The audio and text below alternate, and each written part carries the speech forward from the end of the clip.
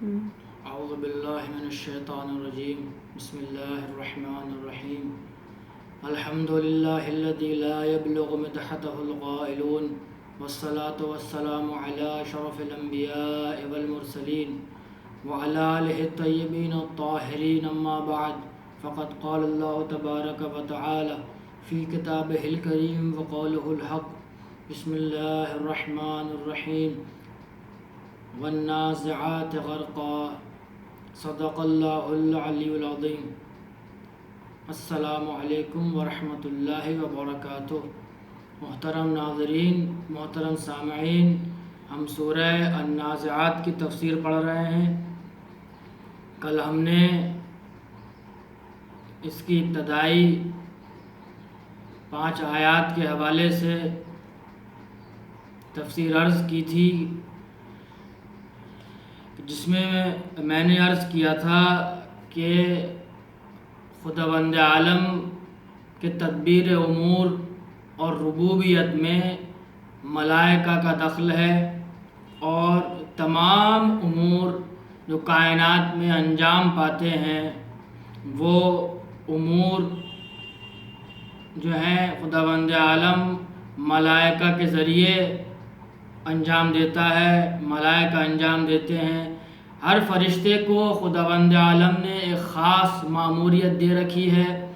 جس ماموریت کے تحت فرشتے اس امر کو انجام دیتے ہیں، اور بال برابر بھی اطاعت خداوندی سے، امر الہی سے سرپیچی اور طغیانی اختیار نہیں کرتے۔ جیسا کہا جاتا ہے، جیسا بتایا جاتا ہے، ویسے ہی وہ انجام دیتے ہیں۔ تدبیر امور کے حوالے سے میں نے عرض کیا تھا کہ تدبیر امور وہ اہم مسئلہ ہے۔ اگر ان 5 آیات کا جن کی میں تلاوت کیے دیتا ہوں، بسم اللہ الرحمن الرحیم، والنازعات غرقا والناشطات نشطا والسابحات سبحا فالسابقات سبقا فالمدبرات امرا، یہ 5 آیات جو ہیں، یہ 5ویں آیت فالمدبرات امرا تدبیر امور کے حوالے سے 4 آیات کا مجموعہ ہے۔ 4 آیات کا جو نتیجہ ہے وہ فالمدبرات امرا میں خابیدہ اور نہفتہ ہے، یعنی تمام چیزیں کہ روح کو قبض کرنا، مومنین سے کس طرح قبض کرنا، کفار اور مجرمین سے کس کیفیت سے روح کو قبض کرنا، پھر خداوند عالم جس امر کا ان کو حکم دے اس کی طرف جلدی کرنا، سبقت کرنا، یہ تمام چیزیں کیا ہیں؟ تدبیر امور میں آتی ہیں۔ یعنی جس امر کی خداوند عالم نے ان کو تدبیر کرنے کے لیے کہا، اس کو انجام دینے کے لیے کہا، اس میں سبقت کرتے ہیں۔ کہیں ایسا نہ ہو، یہاں سبقت کا معنی یہ نہیں، میں نے کل سبقت کا ایک معنی میں نے عرض کیا تھا، وہ یہ عرض کیا تھا، وہ میں نے انسانوں کے حوالے سے عرض کیا تھا کہ جیسے دنیا میں نیک افراد عمل صالح میں سبقت لینا چاہتے ہیں، اسی طرح سے آخرت میں ان کی روح جو ہے وہ وادی سلام کی طرف یا آخرت میں حساب و کتاب کے بعد جنت کی طرف سبقت لیں گی، اور وہ جو ہے سبقت لیں گے، یعنی ارواح کا مرحلہ جو ہے وہ قیامت سے پہلے ہے، دوبارہ اٹھائے جانے سے پہلے تک انسان کی روح ہے، لیکن جب دوبارہ اٹھایا جائے گا تو روح جسم میں داخل ہو جائے گی، تو جب روح جسم میں داخل ہو جائے گی تو حساب و کتاب کا مرحلہ شروع ہوگا۔ حساب و کتاب کے مرحلے کے بعد وہ جنت کی طرف سبقت لینا چاہیں گے ایک دوسرے پہ، تاکہ وہ یہ دیکھیں کہ خداوند عالم نے ہمیں یہاں کیا مقام اور اجر عطا کیا ہے ہمارے عمل صالح کی بنسبت۔ یہ میں نے کل عرض کیا تھا، لیکن آج جو معنی میں عرض کر رہا ہوں دونوں ہی معنوں میں مطابقت پائی جاتی ہے، اور دونوں ہی معنی تفسیر کے عنوان سے علماء تفاسیر نے بیان کیے ہیں۔ آج یہ معنی میں بیان کر رہا ہوں کہ فرشتے بھی سبقت لیتے ہیں، سبقت جو ہے فرشتے بھی سبقت لیتے ہیں، لیکن فرشتوں کا سبقت لینا، ایک دوسرے ملک کے اوپر پیشی لینا ہماری طرح نہیں ہے۔ بلکہ وہ اس طرح سے ہے کہ جیسے خداوند عالم نے اگر کسی ملک کو، کسی فرشتے کو کسی بات کا حکم دیا تو وہ فرشتہ ذرہ برابر بھی دیری نہیں کرتا اس امر کو انجام دینے میں، یعنی فوراً اس کام کی طرف روانہ ہو جاتا ہے۔ یعنی سبقت کا معنی یہاں پر یہ ہوا کہ وہ فرشتہ ذرہ برابر بھی دیری نہیں کرتا، اور دیری نہ کرنے کا مطلب یہ ہے کہ کہیں ایسا نہ ہو کہ خداوند عالم اتنی دیر میں کسی دوسرے ملک کو بھیج دے اس امر کو انجام دینے کے لیے، اس لیے فوراً یہ فرشتہ امر الہی کے عنوان سے اس امر کی طرف روانہ ہو جاتا ہے۔ یہ گفتگو ہم نے کل عرض کی تھی، اور آج جو گفتگو ہے وہ انہی آیات کے ذیل میں عرض کرنا چاہوں گا۔ نہایت اہم گفتگو ہے آج کے حوالے سے کہ یہ میں نے کل عرض کیا تھا کہ فرشتے جو ہیں جیسے والنازعات غرقہ کی تفسیر کے عنوان سے کہ فرشتے کفار اور مجرمین سے جو روح قبض کرتے ہیں، جناب عزرائیل یا جناب عزرائیل کے ماتحت جو فرشتے کار فرما ہیں، وہ اس طرح سے روح کو جو ہے قبض کرتے ہیں کہ سخت طرح سے ان سے روح قبض کی جاتی ہے۔ جان کنی کا عالم جو ان پر ہوتا ہے، حالت احتضار جو ہوتی ہے، پھر حالت احتضار کے بعد موت کی طرف جو قدم بڑھتے ہیں اور روح قبض ہونا شروع ہوتی ہے، تو وہ بہت ہی سخت مرحلہ ہوتا ہے مجرمین اور کفار کے لیے۔ لیکن اس کے مقابلے میں مومنین کا مرحلہ بہت آسان ہوتا ہے، ان کو معلوم ہی نہیں ہوتا کہ ہم سے روح جو ہے وہ قبض کی جا رہی ہے۔ قرآن کریم میں سورہ نحل میں اس کے متعلق ارشاد ہوا ہے، آیت نمبر 32 میں، سورہ نحل میں آیت نمبر 32 میں ارشاد ہوا ہے۔ میرے پاس وقت نہیں ہے کہ میں اس سورہ کی تفسیر بیان کر سکوں، اگر جو ہے بس خالی میں جو ہے اکتفا کروں گا خالی ترجمے کی حد تک اس آیت کی، کہ جو کیا نام ہے سورہ نحل میں خداوند عالم نے ارشاد فرمایا کہ وہ افراد کے جو کفار ہوں یا منافقین ہوں، وہ کیسے ان سے روح جو ہے وہ قبض کی جاتی ہے۔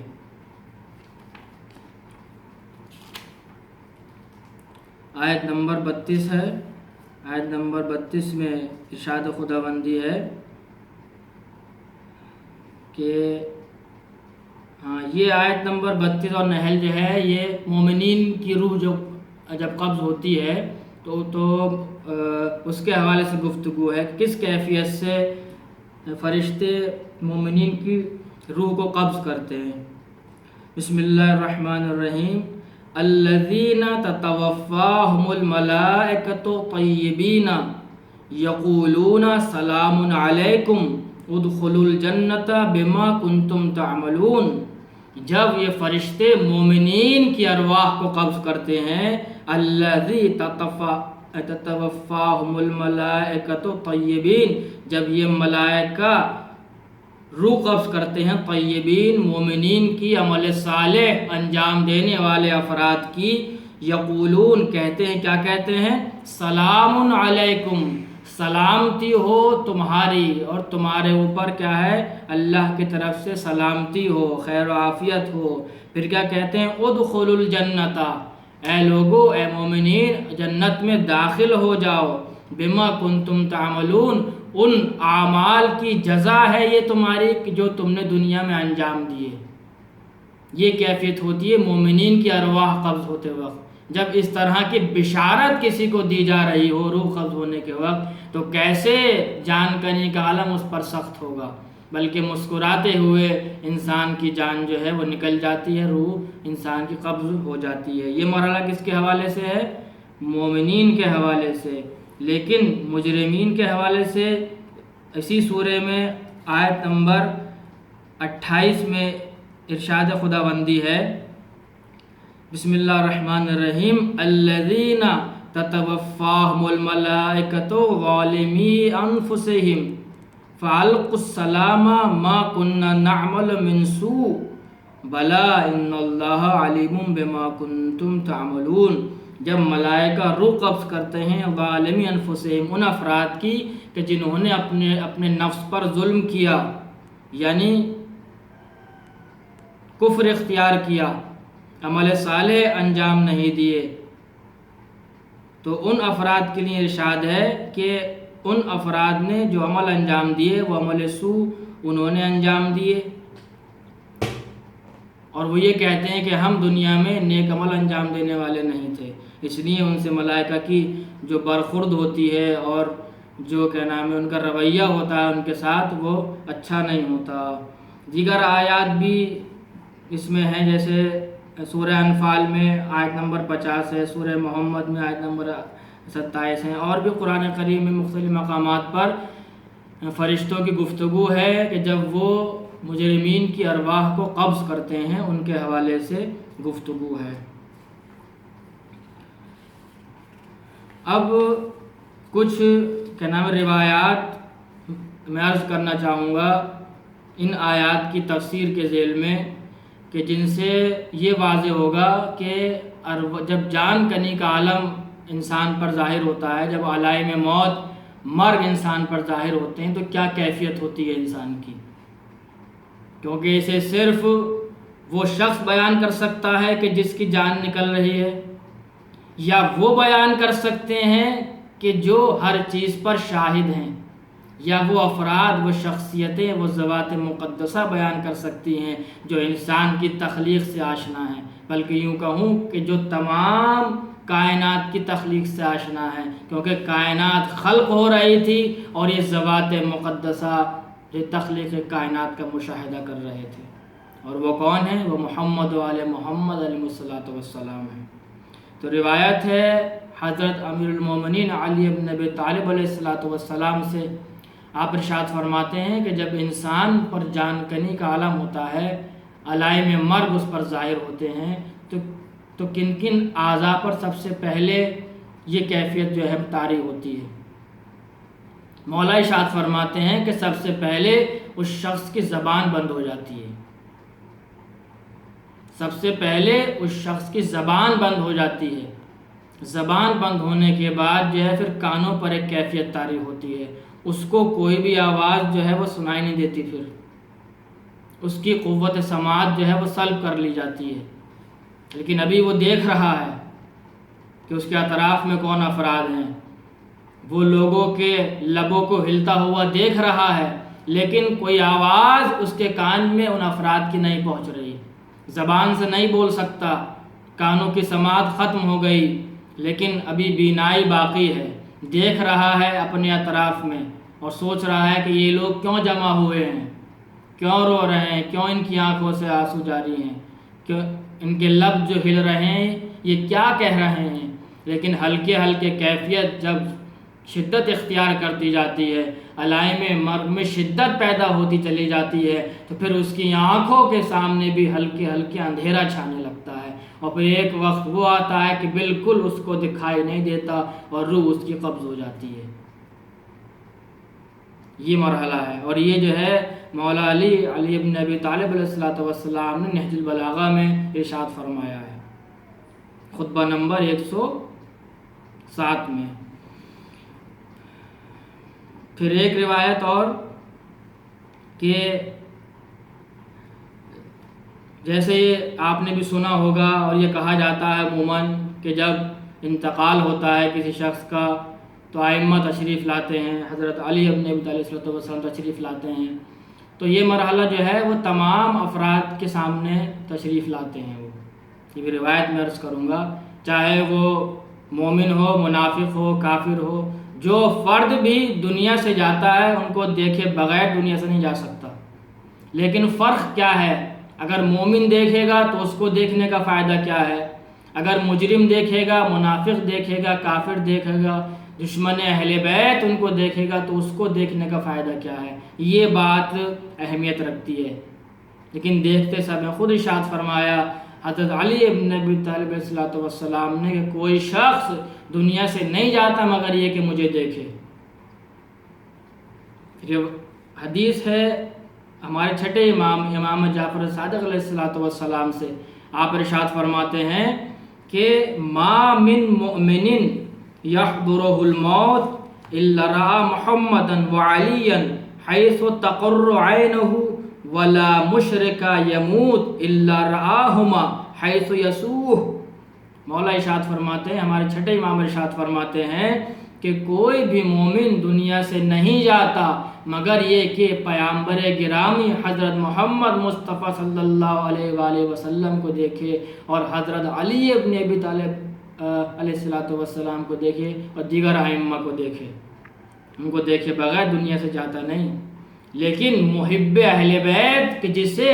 دنیا میں محمد اور ان کی آل سے اہل بیت سے محبت تھی اور شدید محبت تھی، محبت صرف زبانی حد تک نہیں تھی بلکہ عملی طور پر ان سے ان کو محبت تھی، ان سے محبت کرتا گیا اور ان کے فرمودات پر عمل کرتا گیا، اپنے آپ کو ان کے راستے پر چلانے کی پوری اس نے کوشش کی اور ان کے راستے پر ایک حد تک چلنے میں کامیاب بھی رہا۔ تو ایسا شخص جس کا ایمان حقیقی ہو، وہ شخص جب ان افراد کو علائم موت ظاہر ہونے کے بعد دیکھتا ہے، روح قبض ہونے سے کچھ سیکنڈ پہلے دیکھتا ہے، کچھ ثانیے پہلے دیکھتا ہے، تو اس کے اندر ایک سرور ظاہر ہوتا ہے، اس کے اندر ایک خوشحالی پیدا ہوتی ہے، اور وہ افراد اس کو بشارت دیتے ہیں جنت کی، وہ افراد اس کو بلاتے ہیں اپنے پاس۔ جب ایسی کیفیت کسی کے سامنے طاری ہو تو پھر اس کو یہ معلوم نہیں ہوتا کہ میری روح قبض کی جا رہی ہے، میں اپنے اعزاء و اقارب کو چھوڑ کر جا رہا ہوں، جن افراد سے دنیا میں مجھے شدید محبت تھی، میں ان کے بغیر ایک لمحہ بھی زندگی نہیں گزار سکتا تھا، ان افراد کو چھوڑ کر اب میں ایک ایسی دنیا میں جا رہا ہوں، ایک ایسے عالم میں قدم رکھ رہا ہوں کہ وہاں سے اب واپس آنا مشکل ہے۔ لیکن جب یہ چیزیں انسان کے سامنے ظاہر ہوں تو وہ سارے اپنے اعزاء و اقارب کو چھوڑنے کا غم اور ان کے رونے پر افسوس، یہ سب چیزیں بھول جاتا ہے اور خوشحالی کے ساتھ اس کی روح اس کے جسم سے پرواز کر جاتی ہے۔ لیکن یہی اگر منافق اور کفار جب ان کو دیکھیں تو دیکھنے کے بعد اس کے اندر اور اضطراب پیدا ہوتا ہے، ان سے وہ محبت کا اظہار نہیں کر پاتا۔ کیوں؟ کیونکہ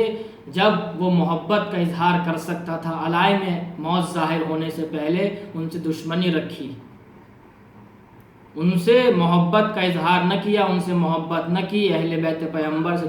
دشمنی رکھی، اس لیے انہیں دیکھنے کا اسے کوئی فائدہ نہ ہوگا، بلکہ اس کی جان کلی میں اور شدت اختیار ہوتی چلی جائے گی، اس کی مصیبت میں اور شدت بڑھتی چلی جائے گی اور سخت سے سخت ہوتا چلا جائے گا اس کے اوپر اس کی روح کو قبض ہونے کا مرحلہ۔ یہ دونوں افراد میں ہوگا۔ ایک آخری روایت اور بہت اہم روایت کہ یہ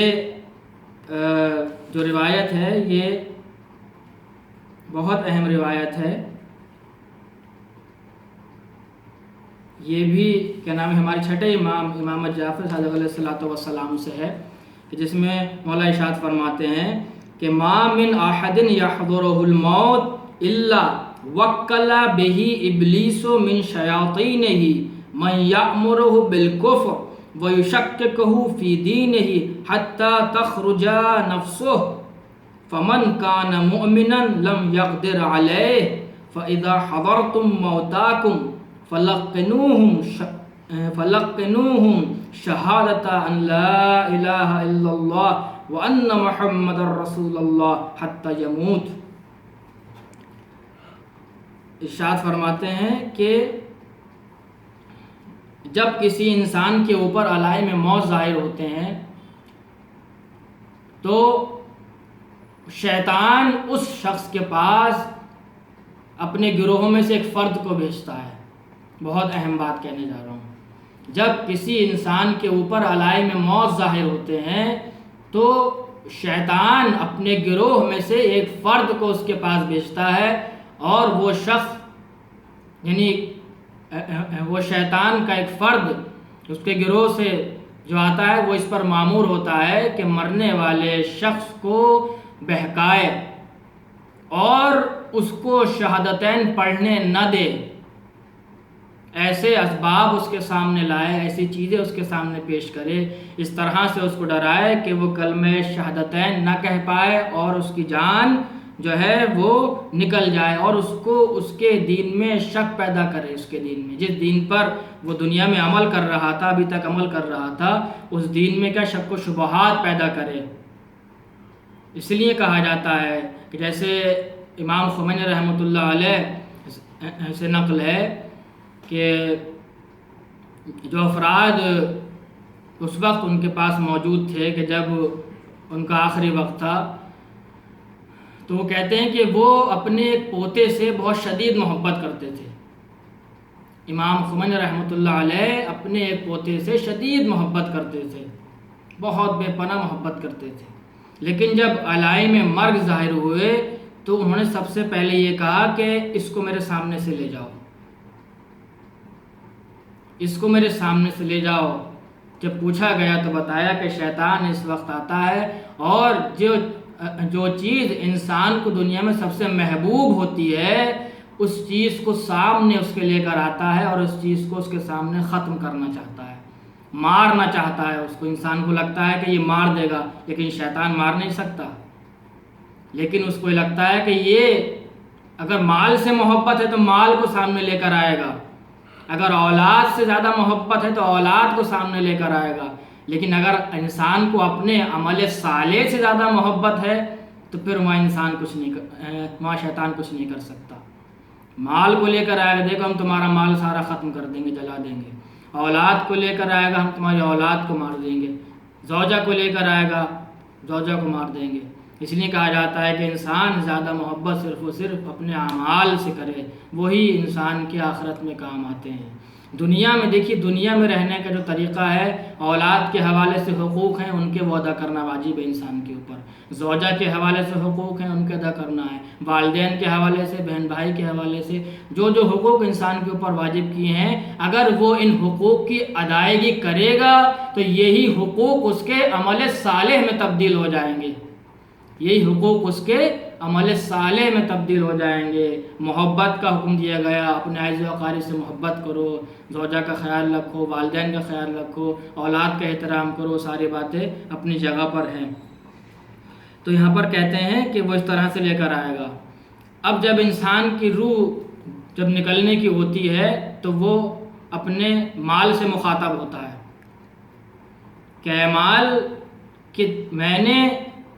یہ سب جو ہے روایت کے فقرے ہیں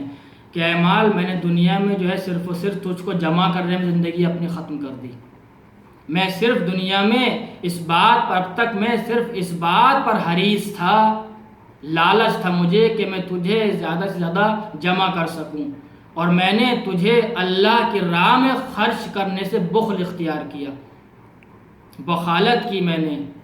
بخل کیا اور اللہ کی راہ میں تجھے میں نے خرچ نہ کیا۔ اب تو یہ بتا کہ اب کیا تو اس وقت میرے کسی کام آ سکتا ہے؟ تو مال فوراً کہے گا کہ میں تیرے صرف اس حد تک کام آ سکتا ہوں کہ تو مجھ سے اپنا کفن خرید لے، تو مجھ سے صرف اپنا کفن خرید سکتا ہے، اس سے زیادہ میں تیرے کسی کام نہیں آ سکتا۔ اب دیکھیں انسان کی دولت انسان کی کس کام آتی ہے، لیکن یہی دولت انسان اگر اللہ کی راہ میں خرچ کرے تو یہی دولت عمل صالح کی شکل اختیار کر لیتی ہے۔ دوسرا مرحلہ فرزندان کے حوالے سے کہ انسان اپنی اولاد سے کہے گا کہ میں تمہارے لیے شفیق باپ تھا، میں نے نہ دھوپ کی پرواہ کی، نہ بارش کی پرواہ کی، نہ آندھی کی پرواہ کی، کسی موسم کی میں نے پرواہ نہ کی، اور صرف تمہاری ضروریات کو پورا کرنے میں اپنے آپ کو لگا رکھا۔ میرا ہم و غم صرف یہ تھا کہ تمہیں کسی طرح کی کوئی تکلیف نہ پہنچے، تم عیش و آرام اور آسائش سے زندگی بسر کر سکو۔ اب یہ بتاؤ کہ تم میرے یہاں کس کام آ سکتے ہو؟ تو اولاد کہے گی کہ ہم آپ کے صرف اس قدر کام آ سکتے ہیں کہ آپ کو یہاں سے لے جا کر دفن کر دیں، بس اس حد تک ہم آپ کے کام آ سکتے ہیں۔ لیکن یہی اولاد اگر انسان نے نیک ان کی تربیت کی ہو اولاد اس کی نیک اٹھی ہو تو یہی اولاد اس کی عمل صالح میں تبدیل ہو جائے گی، اولاد کا ہر عمل عمل صالح میں تبدیل ہو جائے گا، اور تا قیام قیامت اس انسان کو اولاد کے عمل صالح انجام دینے کا ثواب و اجر پہنچتا رہے گا۔ اس لیے صرف اولاد پیدا کرنا کمال نہیں ہے، کثرت اولاد پر انسان فخر نہ کرے، بلکہ فخر اس بات پر کر کے کہ انسان نے اولاد کو کس طرح اٹھایا، کیا تربیت اولاد کی اولاد نیک اٹھی یا بد۔ اگر نیک اٹھی تو عمل صالح میں بدل جائے گی، اور بد اٹھی تو صرف اس کام آئے گی کہ اٹھا کے لے جائے اور دفن کر دے۔ اب مرحلہ آتا ہے عمل کا، بہت اہم مرحلہ ہے۔ اب آتا ہے مرحلہ عمل کا۔ اب انسان اپنے اعمال سے سوال کرتا ہے کہ میں نے تجھے دنیا میں بہت کم اہمیت دی، میں نے تیری بنسبت لاپرواہی دکھائی، لاابالی سے کام لیا، اور ہو سکتا ہے میں نے کچھ اچھے کام بھی کیے ہوں، تو یہ بتا کہ تو میرے یہاں کس کام آ سکتا ہے، یہاں اور اس کے بعد کا مرحلہ جو ہوگا تو میرے کس کام آئے گا۔ تو اعمال کہیں گے، بہت اہم بات، بہت غور سے سنیے، اعمال کہیں گے کہ میں تیرا مونس و یاور ہوں۔ اعمال کہیں گے ہم تیرے مونس و یاور اور تیرے ہمدرد ہیں، تیری تنہائی کو دور کریں گے اور تیرے ساتھ رہیں گے۔ اب جو مرحلہ تیرا روح قبض ہونے کے بعد شروع ہوگا، یہاں سے نہ مال تیرے ساتھ جائے گا، نہ اولاد تیرے ساتھ جائے گی، صرف و صرف ہم تیرے ساتھ جائیں گے، اور قبر میں کی جو تاریکی اور تنہائی ہوگی اس کی تاریکی کو نور میں بدل دیں گے، اس کی تنہائی کو ہم کیا ہے مونس اور انس میں بدل دیں گے، اور تیری وحشت کو تیری قبر میں جو ہے تیرے ساتھ رہ کر دور کریں گے۔ تو پھر انسان جو ہے فوراً جب روح قبض ہوگی انسان کی، جب روح قبض ہونے کے بعد کا جو مرحلہ ہوگا، انسان فوراً یہ دیکھے گا کہ کوئی شخص اس کی طرف آ رہا ہے، کوئی شخص اس کی طرف آ رہا ہے، بہت خوبصورت، خوش اندام، خوش اخلاق، خوش روح، خندہ پیشانی، فاخرہ لباس بہترین لباس پہنے ہوئے، آراستہ، آ کر اس کے پاس بیٹھے گا، قبر میں اس کے پاس بیٹھے گا، تو وہ اس سے کہے گا کہ آجا، اور اللہ نے تیرے لیے بہشت کے دروازے کھول دیے ہیں، اللہ نے تیرے لیے یہاں ایک بہترین زندگی کا انتظام کیا ہے۔ تو فوراً وہ پوچھے گا کہ تو ہے کون؟ تو وہ شخص کہے گا کہ میں تیرے نیک اعمال ہوں، جو دنیا میں تو نے نیک عمل انجام دیے، اللہ نے مجھے اس نے مجسم کر دیا، اب میں تیرا قبر میں تیرا مونس و یاور ہوں، تیری تنہائی کو دور کروں گا، تیری وحشت کو دور کروں گا، اور تیرا ہمدم ہوں۔ تو یہ مرحلہ ان افراد کے لیے ہے کہ جنہوں نے دنیا میں عمل صالح انجام دیے۔ تجسم اعمال کا پورا ایک چیپٹر اور تفصیل ہے، میں پہلے بھی عرض کر چکا ہوں کہ انسان کا عمل کیا ہے، وہ تجسم اپنے جسم اختیار کر لیتا ہے، تو عمل صالح کیا ہے، وہ جسم اختیار کریں گے، ایک خوبصورت شکل میں ظاہر ہوں گے جو انسان کے منہ سے یاور ہوں گے۔ لیکن اگر کسی انسان نے خدا نخواستہ دنیا میں عمل صالح انجام نہ دیے، کفر اختیار کیا، منافقت اختیار کی، جرم کیے، گناہ میں غرق رہا اور حق کو کبھی قبول نہ کیا اس نے، تو اس کے بد اعمال وہاں پر شکل اختیار کریں گے، اور ایک کریہ المنظر کی شکل اختیار کریں گے کہ جس انسان کو دیکھ کر اسے کراہت ہو، یعنی اس کے برے اعمال ایک ایسے انسان کی شکل اختیار کریں گے، ایک ایسی شکل اختیار کریں گے کہ جب اس شکل کو وہ دیکھے گا اسے وحشت ہوگی، وہ یہ فکر کرے گا کہ اس سے تو قبر کی تاریکی اچھی تھی، اس سے تو قبر کی تنہائی اچھی تھی، یہ شخص میرے پاس کہاں سے آ گیا کہ اسے دیکھ کر مجھے ہول اور خوفناکی میرے اوپر طاری ہوتی ہے۔ تو ہم دعا کرتے ہیں اللہ سے کہ اے پالنے والے تو جواز تھا محمد والے محمد کا، کہ ہمیں دنیا میں جب تک تو نے ہمیں دنیا میں رہنے کی مہلت دی ہے، ہم تیرے اوپر ایمان لائیں اور عمل صالح انجام دیں، اور دنیا سے جب جائیں تو کلمہ شہادتین اور علی ولی اللہ، ان تینوں کلموں کے اقرار کے ساتھ دنیا سے ہماری رخصتی ہو۔ پالنے والے تجھے واسطہ محمد والے محمد کا، حضرت ابوالفضل عباس علیہ السلام کا، جناب زینب سلام اللہ علیہا کا، کربلا کے 72 شہداء کا، دنیا میں جہاں جہاں بھی شیعان حیدر کرار ہیں ان کی جان مال آبرو عزت کی حفاظت فرما، اور ہمارے زمانے کے امام کے ظہور میں تعجیل فرما۔ وآخر دعوانا ان الحمد للہ رب العالمین۔